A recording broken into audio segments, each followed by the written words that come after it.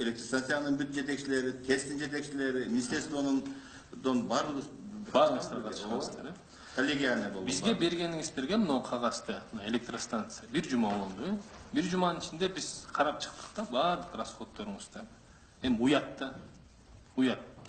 Мен элементарный эки нерсени айтып берейинчи. Самый минимальный расход. Видеонаблюдение дейт. По новому блоку, да? 128 видеокамера коюп турсуздар. Ошону 1 миллион 800 000 долларга. Мындай логический эме барбы?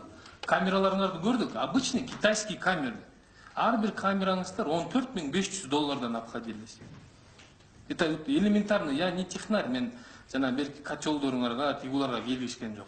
То, что я знаю, мен алып чыккан кагазымда. Жооп бериңиздерчи, эмнеге мындай нерселерди карабайсыздар?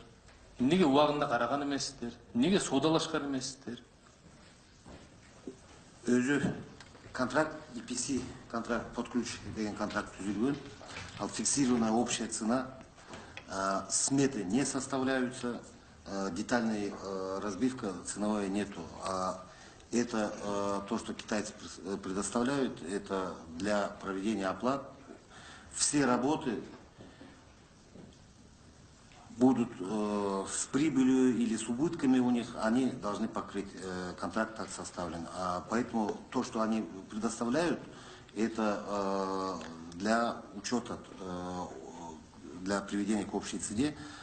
Конкретных смет не было, не было и нету, не составлялись они.